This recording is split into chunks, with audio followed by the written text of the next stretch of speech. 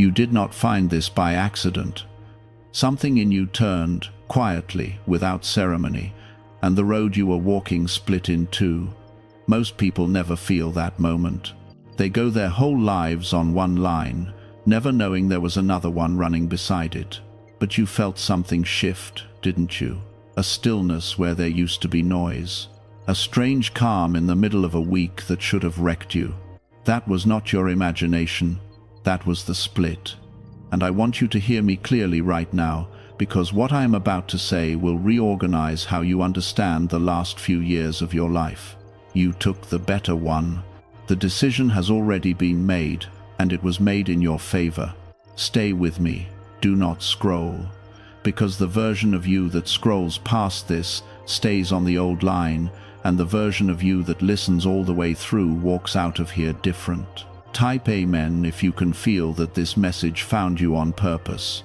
Let me tell you what a split actually looks like from where I stand, because it does not look the way you imagine it. You think it would arrive with thunder. You think there would be a sign in the sky, a voice in the room, a moment so obvious that no one could miss it. It almost never happens that way. A timeline splits in silence. It splits in the second you decided not to send the message you had already typed out. It splits in the moment you stayed home, instead of going where everyone expected you. It splits when you finally stopped explaining yourself to someone who had already decided who you were.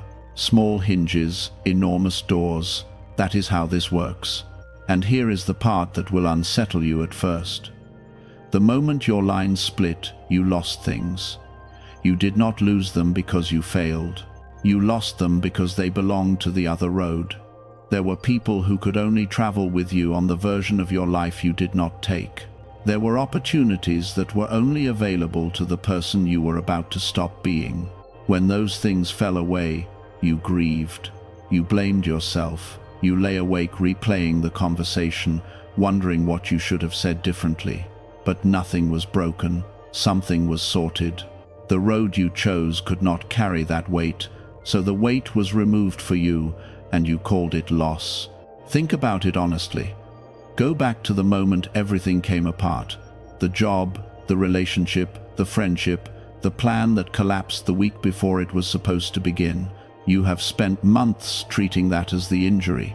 What if it was the surgery? What if the thing that hurt the most was the exact thing that moved you off a road that would have slowly eaten you alive over the next 10 years without ever making a sound? You could not see the other version. That is the mercy of it. If I showed you the life you would have lived on the line you did not take, you would not survive the seeing of it. Some of you would see comfort and be tempted. Some of you would see a kind of small, quiet dying and never sleep again. So it stays hidden. You do not get proof. You get peace, and peace arrives before the evidence does. That is the whole test. Gently, like this video, if you are willing to receive what is being set in place over your life right now. That small act of agreement matters more than you think, because agreement is how a road becomes solid under your feet. There is an old understanding, older than most of what you have been taught, that says the world you walk through is not fixed, it is responsive, it answers. Not to your wishing and not to your complaining, but to your knowing. The ancients called it gnosis, and it was never about collecting information, it was about recognition. It was the moment you looked at your own life and finally recognized who was walking inside it. That recognition is the mechanism. It does not persuade reality, it selects reality. And you selected. Somewhere in the last stretch of your life, you stopped asking to be rescued and started acting like someone who had already been answered. And the moment you did that, the tracks moved beneath you. I want to be careful here, because the word timeline has been used badly by a lot of people trying to sell you something, and I do not want you to hear this as a technique. It is not a technique. There is no procedure you perform to move yourself onto a different road, no sequence of words, no 30-day protocol. What actually happens is far simpler and far more demanding. A person reaches a point where they can no longer participate in their own diminishment, not because they became strong, because they became unable. Something in them refuses, finally, and that refusal is the entire mechanism. Everything else is decoration. You reached that point. You may not have noticed it because it did not feel like power. It felt like giving up. It felt like the day you stopped trying to make it work, when you sat down somewhere and simply had nothing left to offer the situation, and you called that failure. It was not failure. That was the refusal arriving in the only form it could take in a person as stubborn as you. You would never have chosen it while you still had strength. So the strength was allowed to run out, and in the emptiness that followed, you finally stopped doing the thing that was killing you, and the line divided. Now let me tell you what happens after a split, because this is where most people get confused and turn back. After the split, nothing looks better right away. That is the first thing. You do not step onto the better road and find it paved and lit and lined with people applauding. You step onto it and find it quiet, empty, sometimes darker than the road you left. And your mind, which has been trained by pain, immediately concludes that you made a mistake. So you start reaching backward. You start texting the people you already released. You start considering the door you already closed. And I watch you do it, and I do not condemn you for it, because I understand what fear does to memory. Fear makes the old road look warm.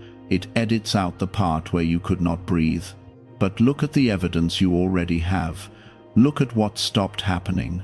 There is a kind of trouble that used to visit you monthly, and it has not come around lately. There is a name that used to appear on your phone and steal 3 days of your peace, and it has gone quiet.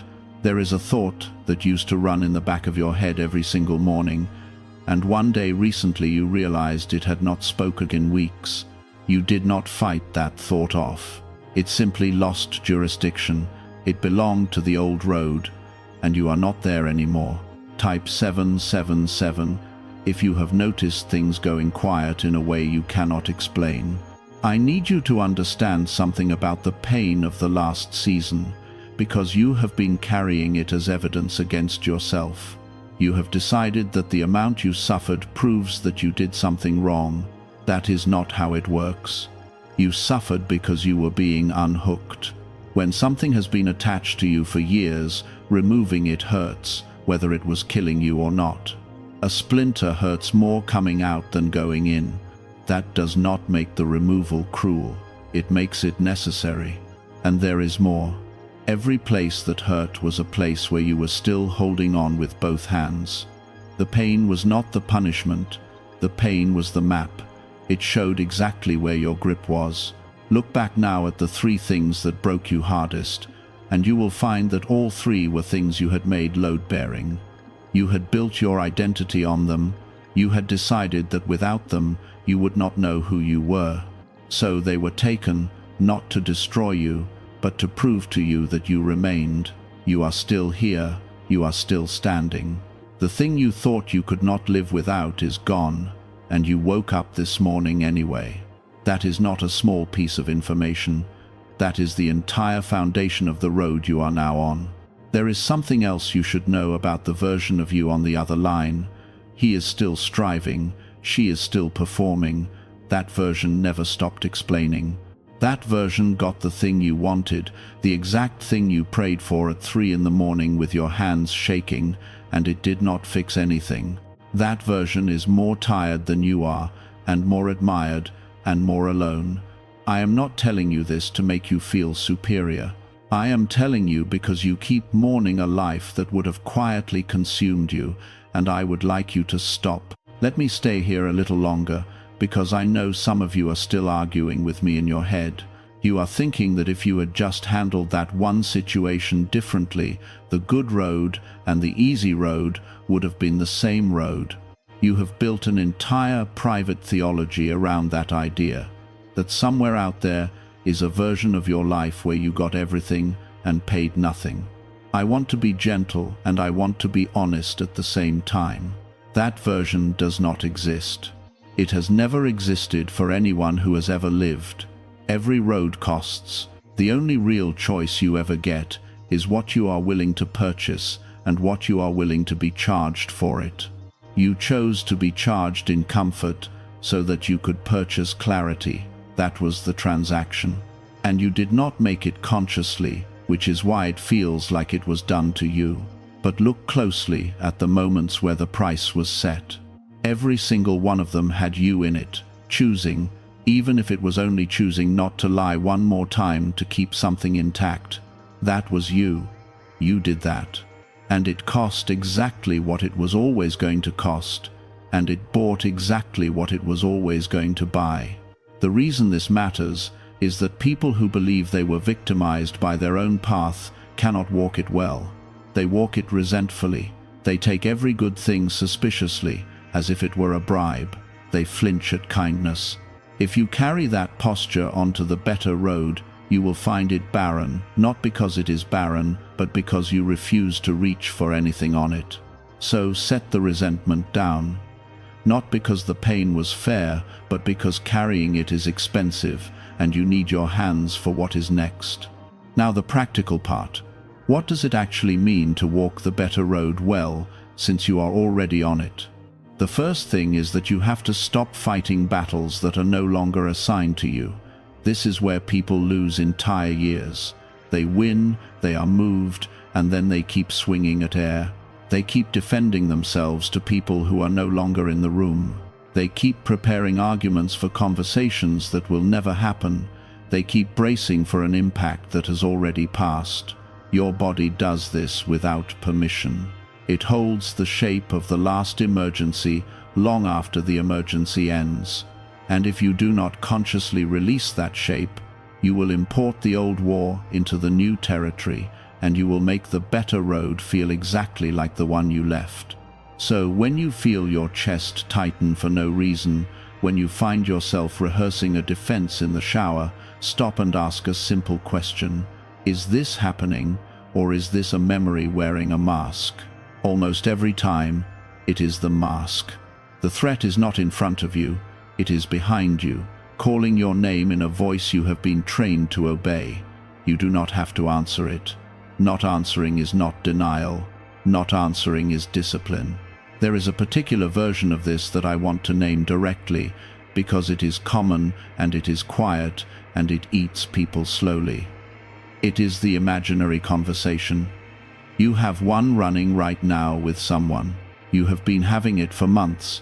In it, you finally explain yourself perfectly. You produce the exact sentence that makes them understand what they did. They go silent. They see it. And in the fantasy, something in you finally settles. That conversation will never happen, and even if it did, it would not settle anything, because what you are actually asking for is not understanding, it is authorization. You want them to say you were right so you can stop suspecting that you were wrong. But you are never going to receive authorization from the person who benefited from your confusion. That was never available. It is not available now. And the road you are on has already given you the thing you were trying to extract from them, which is permission to move on without their agreement. Say that again to yourself. You do not need their agreement. You needed it on the old road, because on the old road, your worth was assembled from other people's verdicts. Here, it is not. Here, it is issued at the source, and the source has already spoken, and the verdict is favorable, and it does not require a second signature. The second thing is that you have to let the new road be slow. Everything on this line moves at a pace that will initially frustrate you, because you were built for urgency. You learned that if you did not move immediately, the opportunity would vanish. That was true where you were. It is not true here. Here, the thing that is yours will wait for you. It will not be given to someone else while you were resting. That was a rule of the scarcity road, and you have left it. Things now arrive by arrangement rather than by conquest, and arrangement takes time that you cannot rush and do not need to. You will notice that when you force something on this road, it does not just fail, it gets strange. Doors stick, calls do not connect, documents get lost. It is not opposition, it is friction as feedback. When you move in alignment, it will feel almost embarrassingly easy, and you will distrust it. You will think that if it was this simple, it must not be valuable. That is old programming. Difficulty was never the price of worth. Difficulty was just the toll on a road you no longer travel. I want to sit with that a moment, because it is one of the deepest lies you inherited. Somewhere along the way, you were taught that struggle sanctifies, that if a thing came easily, it was probably beneath you, or dishonest, or a trap. So you have spent your life instinctively choosing the harder version of everything and calling that integrity. It was not integrity, it was superstition. You were making offerings to a system that never asked for them. Ease is not evidence of shallowness. Sometimes ease is simply what it feels like when you are finally in the right place doing the right thing with the right people. You have so little experience of that condition that when it arrives, you assume something is wrong. Retrain that instinct.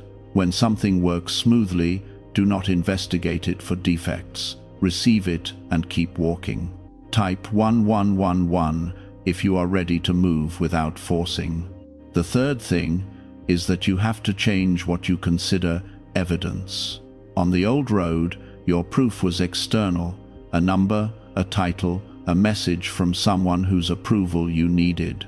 Here, the proof is internal, and it arrives first. Your peace precedes your provision, every time. If you wait for the provision to grant you the peace, you will wait forever, because the sequence is the other way around. Peace is not the reward at the end. Peace is the road itself. You are walking on it. The moment you step off it into panic, you are not on the better line anymore, no matter what your circumstances look like.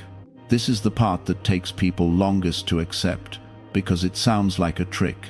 It sounds like being told to feel good about nothing. It is not that. I am not asking you to pretend. I am telling you about sequence. There is a state that has to exist before the thing can arrive, not because the state earns the thing, but because a person in panic cannot hold what they are asking for. You have watched this happen. You have seen people receive exactly what they wanted and destroy it within a year because they were still the person who could not sleep.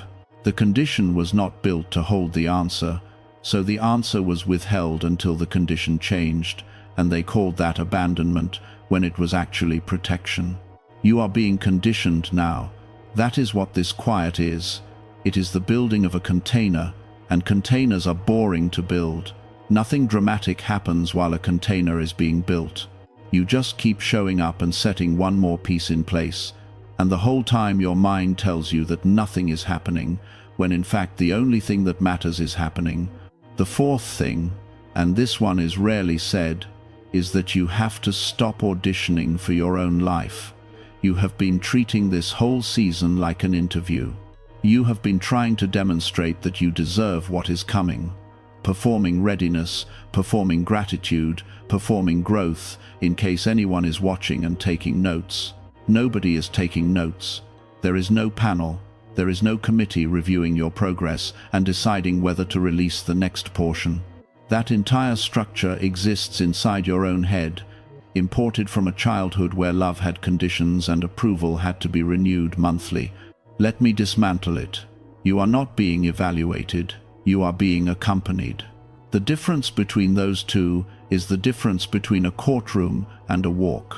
In a courtroom, everything you say is evidence. On a walk, you can say anything, including that you are tired, including that you are angry, including that you do not understand and are not sure you want to keep going. None of that costs you standing. None of it changes your position on the road.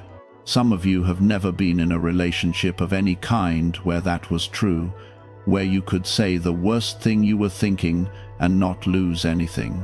So you do not believe it is available now, and you keep performing, and the performance is exhausting, and you have mistaken the exhaustion of performing for the difficulty of the road itself. Stop performing and see how much lighter the same road becomes.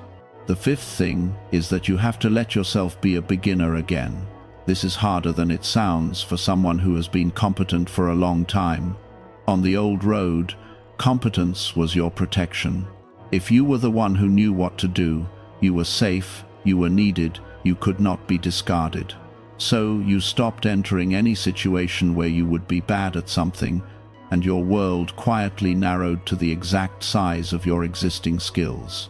The better road requires new skills, and there is no way to acquire them except by being bad at them in public for a while. Being bad at something is not humiliating. It is only humiliating if you believe your value is your performance. You have already had that belief broken, painfully, in the last season. Use the break. You have already survived being seen at your worst. What is left to protect? Go learn the thing badly.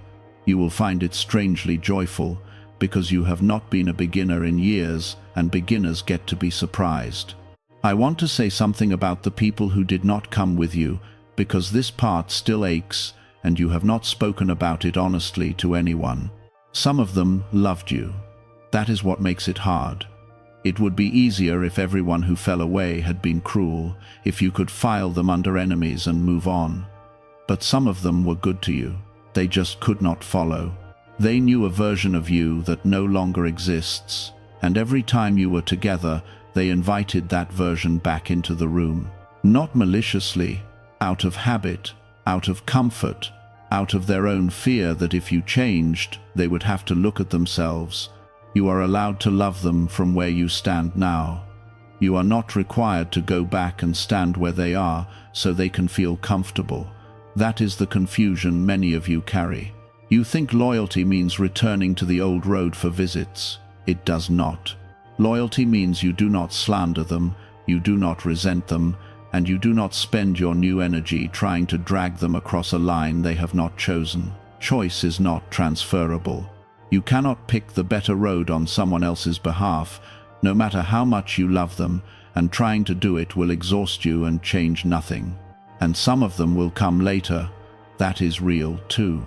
There are people who will find their own split in a year, in 5 years, in a decade, and they will arrive on this road, looking around for someone who has been here a while, and they will find you. That is part of why you were moved first. You are not just walking, you are marking the trail. Type 222 if you are ready to receive who is coming, and release who is not. There is a particular relationship I want to speak into, and some of you will know immediately which one I mean. It is the one where the love was real and the damage was also real, and you have never been able to hold both of those facts at the same time. So you swing. Some weeks you remember only the warmth, and you ache, and you consider going back. Other weeks you remember only the harm, and you burn, and you rehearse everything you should have said. Neither of those states is the truth, and both of them keep you attached. The truth is stranger and quieter. They were a person, limited, frightened, doing what they knew, and what they knew was insufficient for what you needed. That is all. There is no villain in it, and there is no tragedy in it. There is only an incompatibility that took years to become visible because both of you were working very hard to keep it hidden. When you can hold that without swinging, the attachment dissolves on its own. You will not have to force yourself to let go. You will simply notice one day that they occupy no space. That is completion. Not closure in the way people talk about it, with a final conversation and a mutual understanding. Just the quiet removal of a hook you did not notice was gone until you reached for the ache and found nothing there. And there is another category of person I have not mentioned yet, and it may be the one that hurts most, because it is the person who is still in your life, still present, still speaking to you every week, and who nevertheless did not come with you.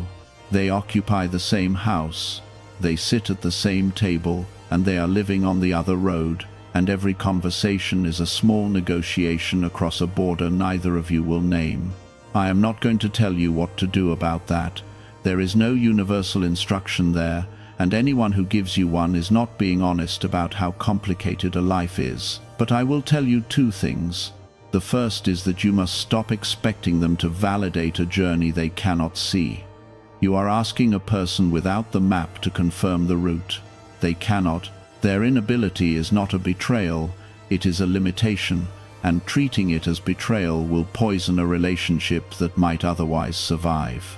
The second is that you are allowed to have an interior life they do not have access to.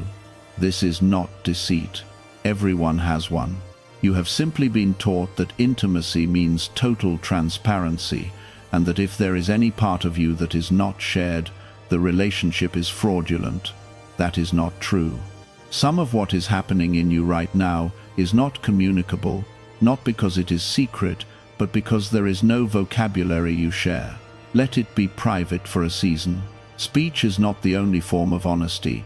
Living it in front of them, without narrating it, is often the more truthful thing. Now I want to address the guilt, because it is sitting on some of you and you have not named it. You feel guilty for being lighter. You feel guilty that things are settling while people you care about are still struggling. You have caught yourself minimizing your own peace, so no one feels bad around you. Stop. Nothing about your suffering ever fed anyone. When you were drowning, no one was nourished by it. Your recovery does not take from them. There is not a fixed amount of peace in the world that you are hoarding. Your steadiness is the most useful thing you can offer anyone, and it is impossible to offer while you are performing exhaustion to make others comfortable. There is also a stranger guilt, deeper down. Some of you feel guilty for surviving a season that changed you. You feel like you left a version of yourself behind, and you did. That person was real. They tried very hard. They stayed in situations they should have left because they believed staying was integrity. You do not have to be ashamed of them. Thank them. They carried you here. They took the hits so that you could stand where you are standing. But do not resurrect them. Their assignment is complete. And there is a third guilt, the heaviest one, and I will name it because nobody else will. Some of you feel guilty that you did not want to keep going. There was a stretch, and you know exactly which one, where you were not fighting to live so much as waiting to be released. You have never told anyone that. You have carried it as proof of some fundamental defect in you, some weakness of spirit that disqualifies you from anything good.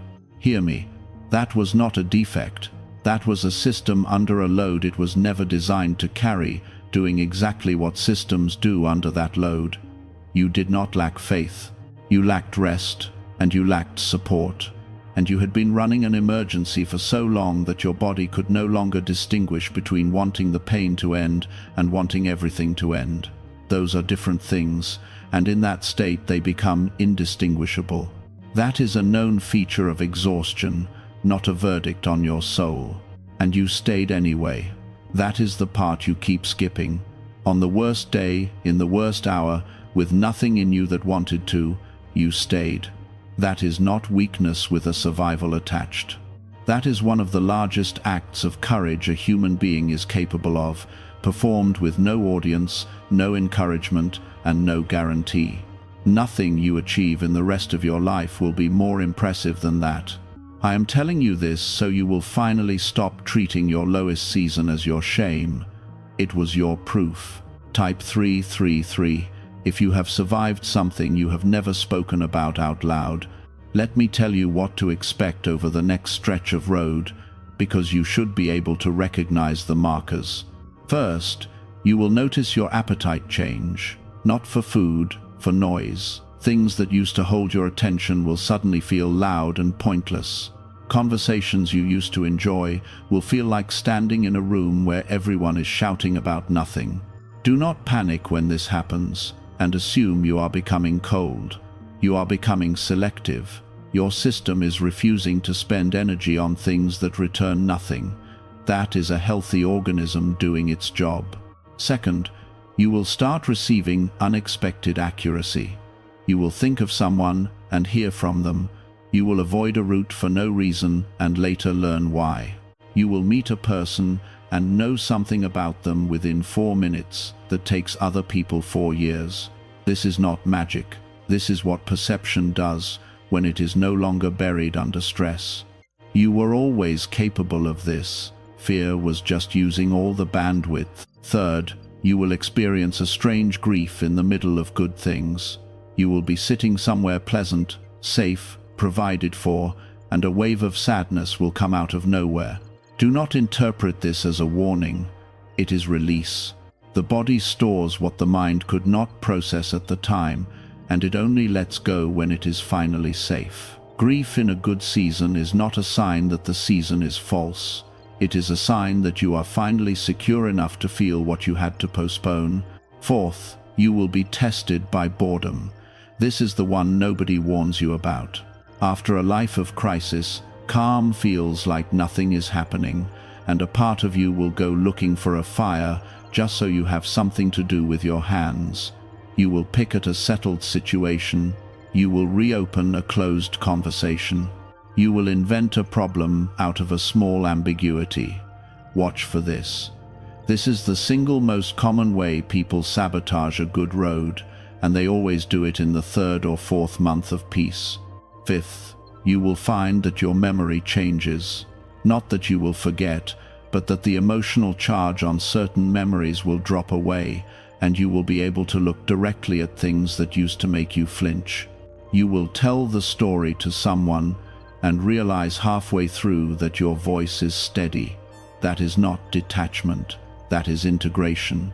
The event has finally become part of your history instead of part of your present. Sixth, you will start to be misread. People who knew you as reactive will interpret your calm as arrogance. People who knew you as available will interpret your boundaries as coldness. This is unavoidable, and it is temporary, and the temptation will be to over-explain yourself in order to be understood correctly. Resist that. Every explanation you offer to someone who has already decided is an invitation for them to negotiate. You are not negotiating anymore. You are simply living differently, and the ones who are meant to remain will adjust their reading of you within a season. Seventh, and this one will surprise you, you will start to be given responsibility you did not ask for. People will begin bringing you things. Someone will confide in you who never has before.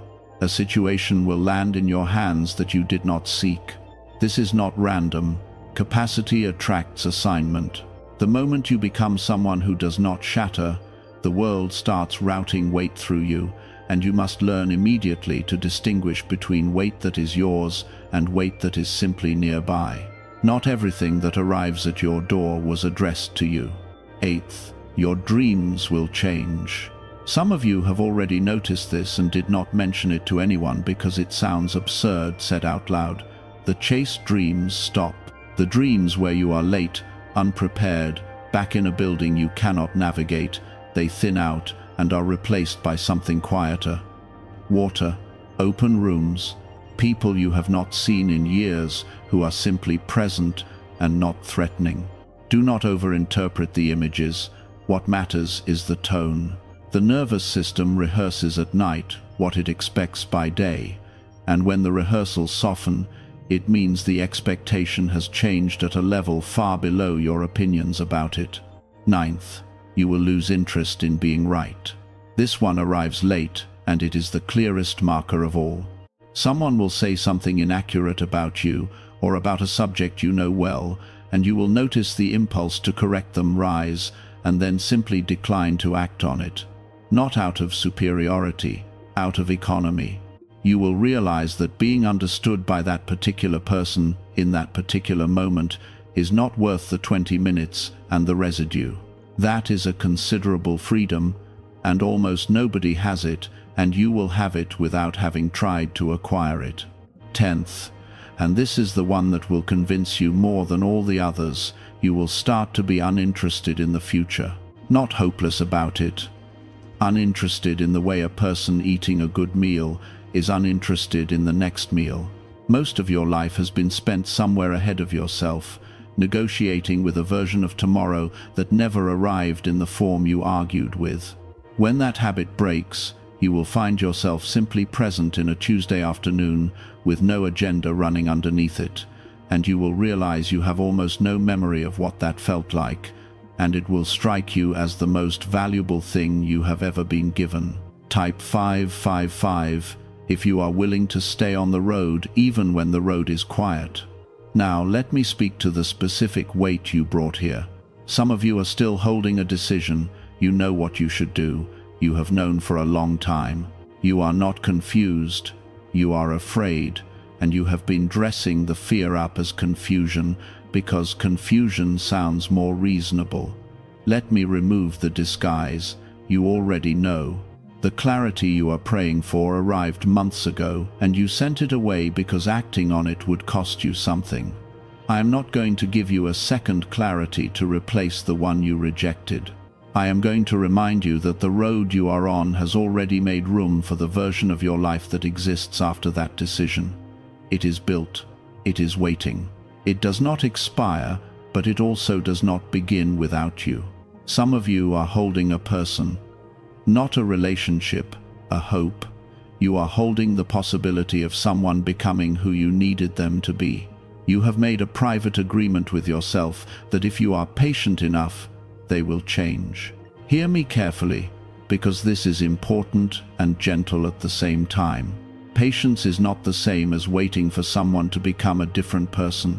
You can be patient with a person's pace. You cannot be patient with a person's direction. If they are walking the other way, time does not help. Time only increases distance. Some of you are holding a memory of who you used to be, before all of this, when you were lighter and funnier and less careful. You want that person back, and you think this new road should return them to you. It will not, and I want you to make peace with that. You are not going backward. But something better is happening. That lightness is coming back, not as innocence but as choice. The old lightness was easy because you had not been hurt yet. The new lightness will be earned, and therefore unshakable. Nobody can take from you a joy you built on the other side of knowing exactly how bad it can get. Some of you are holding money, or the absence of it, and it has become the loudest thing in your life, so loud that you cannot hear anything else, and you came here half hoping I would tell you that a number is about to change. I am going to tell you something more useful. The pressure you feel is real, and I am not going to spiritualize it away. But look at what the pressure has done to your perception. You have started making every decision from a defensive crouch. You are choosing things that keep you alive this month at the direct expense of things that would change the next 3 years. That is the trap. Scarcity does not just take your resources, it takes your time horizon. It shrinks your vision down to 30 days, and then congratulates you for surviving them. Extend the horizon by 1 degree. Not by pretending the pressure is not there, but by doing one thing this week that only matters in a year. 1. It will feel irresponsible. It is the opposite of irresponsible. It is the first act of a person who intends to still be here in a year, and intention like that has a way of rearranging what arrives. Some of you are holding your health, and a fear you have not looked at directly. You have been postponing the appointment. You have been telling yourself you will deal with it when things settle. Things do not settle on their own, and postponement is not peace, it is a debt with interest. Whatever it is smaller today than it will be. Go find out. The dread of not knowing is heavier than almost any answer you could receive, and you have been carrying the heavier thing on purpose, because at least it is familiar. Some of you are holding a child, grown or small, near or estranged, and there is a conversation you keep not having. You are afraid that if you say the honest thing, the fragile connection you have will break entirely, so you keep it shallow to keep it alive. But shallow things do not stay alive. They thin out until one day there is nothing left to break, because there is nothing left. You do not have to say everything. You have to say one true thing without a defense attached and let it sit. That is how a bridge gets built. One plank, laid down without demanding that anyone walk across it immediately. Some of you are holding a parent, and the particular sorrow of loving someone whose window is closing. You keep waiting for them to become capable of the conversation you needed at 12, and they are not going to become that, and the clock is running. Here is what I would say to you. Grieve the parent you did not get while they are still alive. Do it separately, privately, in your own time, and do not conduct that grief in front of them, expecting them to fix it. Then go and have whatever relationship is actually available with the person who exists. It will be smaller than what you wanted. It may still be worth having. And you will find, after they are gone, that the hours you spent with the real person were worth more than the years you spent negotiating with the imaginary one. Some of you are holding a betrayal that is still fresh, and you came here today mostly to find out whether you are allowed to be as angry as you are. You are. I am not going to rush you past it. Anger in the right place is not a spiritual failure. It is a correct reading of a wrong thing, and people who suppress it too early do not become peaceful. They become numb and then, eventually, bitter, which is anger that has gone stale in the container. So be angry, fully, out loud, somewhere private, and then set a date, not for forgiveness, that comes when it comes. A date for when you will stop letting it direct your calendar, your conversations, and your sleep. Because the injury was theirs, but the ongoing occupation is yours to end, and no one is going to end it for you. Some of you are holding a mistake that hurt somebody else, and that is different from all of the above, and I will not skip it. You were not only wounded, you wounded. You know exactly what you did, and you have never fully looked at it, because looking at it threatens the story in which you are the one who suffered. Look at it, not to punish yourself. That accomplishes nothing, and is actually a way of avoiding the harder work. Look at it in order to make it accurate. Say what you did, plainly, to yourself. Repair what can be repaired, if repair would serve them and not merely relieve you, and then carry it as information rather than as identity. You are not a good person who once did a bad thing, and you are not a bad person revealed. You are a person, capable of both, now aware of the specific mechanism by which you become capable of harm. That awareness is the most protective thing you will ever own. And some of you are holding a loneliness so ordinary that you have stopped considering it a problem. Nothing dramatic, no tragedy.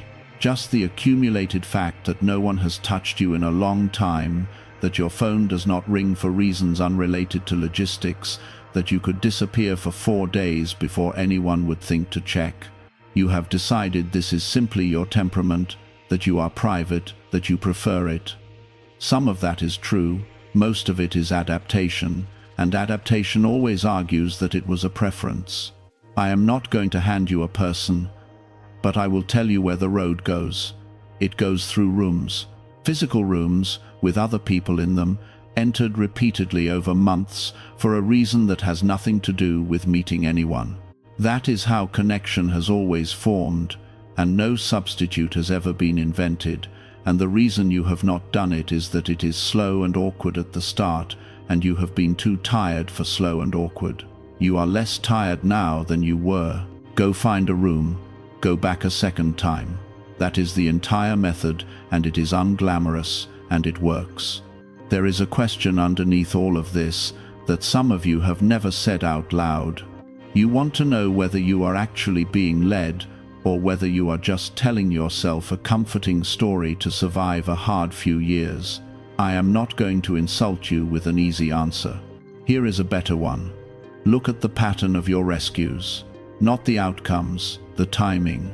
Look at how many times the help came late enough that you had to actually let go, and early enough that you were not destroyed. That precision is not luck. Luck is random. What happened to you was consistent. It happened again and again with the same signature, and the signature was always this. You were never given more than you could carry, but you were always given more than you could carry comfortably, because comfort would have kept you exactly where you were.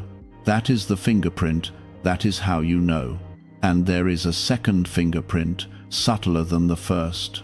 Look at what you were given that you did not ask for and would never have chosen. The strange friendship with the person who was nothing like you. The detour that wasted a year and taught you the one skill you now use daily. The illness that forced you to stop moving long enough to see what you had been running from. None of those were requests you made. All of them turned out to be load-bearing. That is not the profile of randomness. Randomness does not build. Randomness scatters. What happened to you assembled? Type Amen if you can see that pattern now that it has been named. Now, about what you build here. The better road does not mean a life without work. It means work that does not cost you your center. You will still get up early. You will still do difficult things. You will still have days that grind. The difference is that the difficulty will be structural instead of corrosive. You will be tired in the way a builder is tired, not in the way a hostage is tired. Learn the difference in your body. One kind of tired sleeps well, the other kind lies awake. Build slowly. Choose fewer things. On the old road, you said yes to almost everything because saying no felt like closing a door you might need. Here, every yes has a cost, and the cost is not money or time, it is attention. Attention is the only real currency, and you have been spending it like it was infinite. Start spending it like it is finite, because it is. And because what you place your attention on grows, whether you intended to grow it or not. Be careful what you rehearse. Your mind will practice the disaster for free, endlessly, and call it preparation.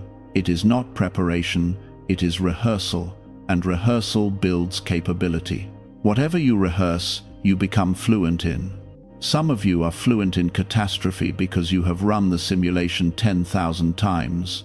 Run a different one, not a fantasy. Just the ordinary, achievable, unremarkable version where things work out at a normal pace. Rehearse that with the same detail you have been giving the disaster, and watch how differently you walk into rooms. Guard the first hour. Whatever occupies the first hour of your day sets the frequency for the rest of it, and most of you hand that hour to a device that is optimized to make you anxious. It is not a moral failing, it is a design problem. Fix the design. Give the first hour to something quiet, even 10 minutes of it, and you will notice the whole day sits differently in your chest. And speak less about what is forming. There is a reason things go quiet before they arrive. Not because there is anything magical about secrecy, but because explaining something unfinished forces you to defend it, and defending it uses the same energy that would have built it. Let some things stay unspoken until they are solid enough to speak for themselves. Choose your inputs the way you would choose your food if you were unwell, because you are convalescing, whether you have admitted that or not. A person recovering from a long injury does not eat whatever is nearest. They become careful, temporarily, in a way that would seem excessive to a healthy person. You are permitted that carefulness. You are permitted to stop consuming things that leave you agitated. You are permitted to leave conversations. You are permitted to be, for a season, slightly less available than people are used to, without producing a document explaining why. And keep one thing in your life that produces nothing. This will sound like bad advice to the part of you that has been optimizing for survival, but you need one activity that has no outcome, no metric, no audience, and no purpose beyond the doing of it. Walking without a destination, playing something badly, sitting somewhere with no phone. That thing is not wasted time. That thing is where your identity goes, to remember that it exists independent of its usefulness, and if you do not maintain it, you will slowly become a function instead of a person, and functions can be replaced. Build something with your hands, if you can, it does not matter what. There is something in a body that was designed for making and has spent 20 years typing, and it goes quietly wrong when it never gets to finish anything it can touch. A repaired chair, a garden bed, a meal that took 4 hours. The satisfaction from those is different in kind from the satisfaction of a completed task on a screen, and you have been starving for it without knowing what the hunger was. Put things in order around you, slowly, one small zone at a time. Not because tidiness is a virtue, but because exterior disorder is a constant low broadcast to your nervous system that something is unresolved. You cannot fix your life this month. You can fix a drawer, and a fixed drawer, oddly, tells the deeper part of you that fixing is possible, and that message travels further than it has any right to. Keep a record. Not a journal in the sense of confession, unless that helps you. A record, dates and facts. What happened, what you did, what came of it. Because your memory is unreliable in exactly the direction that hurts you most, it preserves the failures with high resolution and lets the successes blur. And within a year, a written record will be the single most persuasive evidence available to you that you are not where you were. When the doubt comes, and it will, arguments will not help, data will. Type 999 if you are ready to protect what you are building. Now I want to return to the split itself one more time, because I want you to leave here holding it correctly. You did not earn the better road by being good. Some of you have been running that math since the beginning, trying to figure out what you did right so you can keep doing it, and secretly terrified that you will do something wrong and get moved back. That is not how any of this operates. You did not qualify, you consented. There is an enormous difference. Qualification is a performance you have to maintain. Consent is a direction you have to keep choosing, and you can choose it again tomorrow morning after a terrible night, with no penalty and no lost ground. That is what should relieve you. You cannot fall off this road by being human. You can only leave it by returning, deliberately and repeatedly, to a way of living you already know does not work. And even then, the split remains available. It splits again and again. There is always another moment where the road offers itself. That is the nature of mercy. It is not a single door, it is a corridor of doors, and every one of them opens. But there is a cost to delay, and I will be honest about it.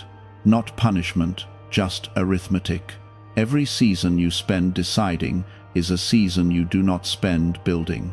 The road does not close, but the years do. You have fewer of them than you think, and more than you fear, and the only intelligent response to that is to begin now, small, badly, with whatever you have.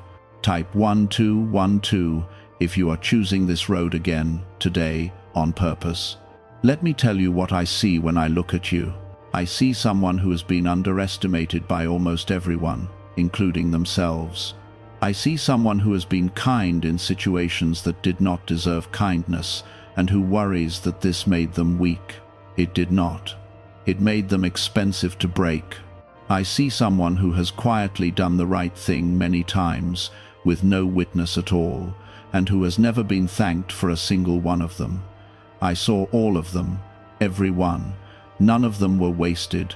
They were the payments on this road, made in advance, before you knew there was a road. I see the private thing you have never told anyone, the thing you are certain would change how people see you. I want you to know it did not change anything on this end. It did not make you less eligible. It did not disqualify you from what is being prepared. You have been carrying it as a debt for years, and it was settled a long time ago. You are just still paying interest on a loan that closed. I see the room where it happened, the one you avoid remembering. And I want to tell you that the person you were in that room was doing the absolute best available to them with the information and the strength they had at that moment. You have been judging them with knowledge they did not have. That is not justice. That is cruelty aimed inward, and it has to stop because it is the only thing that can still hold you back. Forgive that person, not with a ceremony, just with a decision. Decide that they did what they could and that you will not raise it against them again. You will be shocked at how much energy returns to you within a week of doing that. I also see the thing you are proud of that nobody knows about. The small, unimpressive victory you cannot explain to anyone because they would not understand why it mattered. The day you did not do the thing you always do. The sentence you did not say. The time you walked out of the room instead of escalating. You have never told a soul because there is no way to make it sound like anything. I want you to know it was seen and it was significant and it was, in fact, the hinge. That was the spat, that unremarkable Tuesday. That is where the line divided, and you have been looking for something dramatic ever since, when the whole thing already happened in a moment nobody photographed. I see the version of you that shows up when nobody needs anything. That is the one I have always been speaking to. Not the competent one who handles the crisis, not the pleasant one who smooths the room. The one who exists at 11 at night when the house is quiet and there is no role left to play. That one is the actual person, and that one has been lonely for a very long time, and that one is who this entire message is addressed to. I see how long it has been since anyone asked you how you were and waited for the real answer. I see that you have become the person who asks, and that nobody reciprocates, and that you have stopped expecting it and have told yourself, this is maturity. It is not maturity. It is an unmet need that you have relabeled to make it bearable. It is still a need. You are still allowed to have it. And part of what is coming on this road is at least one person who asks and then does not change the subject. Type Amen if you just realized which moment I am talking about. And now, the practical instruction for the coming season, which is simple enough to remember and difficult enough to matter. Rest deliberately, not collapse. Collapse is what happens when you refuse to rest until your body forces it. Deliberate rest is chosen while you still have energy, and it is the single most rebellious thing a person raised on urgency can do. Schedule it before you need it. Protect it like an appointment with someone important, because it is. Move gently, but move. Do not confuse rest with paralysis. The road wants participation, not performance. One honest action a day, done without drama, is enough to keep everything progressing. You do not have to transform. You have to continue. Tell the truth faster. Most of your complications came from a delayed truth, something you knew on day 1 and said on day 200. Shrink that gap. It will cost you some relationships in the short term and save you years in the long one. Stay near what makes you quiet, not what makes you numb. There is a difference, and you know it. Numb wants more of itself and leaves you emptier. Quiet asks nothing and leaves you fuller. Track which is which in your own life, honestly, and move toward the second. Return things to their actual size. Almost everything that frightens you has been inflated by repetition. Say the fear out loud, in one plain sentence, without adjectives. Most of them shrink immediately upon being stated simply. The ones that do not shrink are the real ones, and now you know which is which, and you can spend your energy on 4 real concerns instead of 40 imagined ones. Keep your promises to yourself first. You have spent years honoring commitments to other people while breaking every private agreement you ever made. Then you wonder why you do not trust yourself.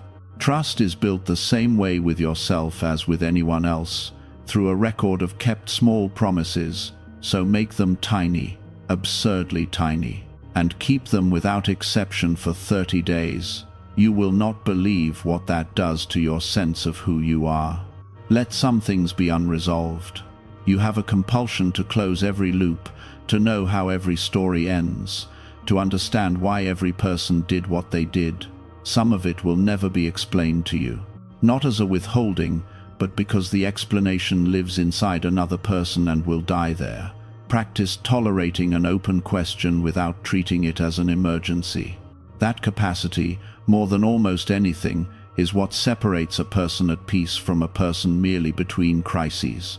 And be specific with your gratitude if you use it at all. Vague gratitude does nothing. It is a mood, and moods evaporate. Specific gratitude is a recognition, and recognition is the mechanism I told you about at the beginning. Not thank you for everything. Thank you for that. The particular thing named on the particular day. That is how the invisible becomes visible, and the visible is what you are then able to build on. And keep noticing. That is the whole practice, really. Notice the small confirmations. Notice the timing. Notice the door that opened without you knocking, the sentence someone said that answered a question you never asked out loud, the delay that turned out to be protection. Write them down if you have to. Because the road you are on is confirmed by accumulation, not by a single dramatic sign, and the mind forgets the accumulation unless you make it hold still. I want to give you something to carry for the harder days, because there will be harder days, and I am not going to pretend otherwise. When it comes, and it will, remember that a difficult day on the better road is not the same as a return to the old one. You will confuse them. The moment pain shows up, some part of you will conclude that the whole thing was false, that you were never moved, that you imagined the split. That is the oldest reflex you have. It is the reflex of someone who learned that good things are temporary, and that any evidence of trouble means the good thing was a lie. Here is the test that separates them. On the old road, difficulty made you smaller. It took something and did not give anything back. On this road, difficulty costs you something and returns something, and you can usually identify the return within a few weeks. That is the difference, not the presence of,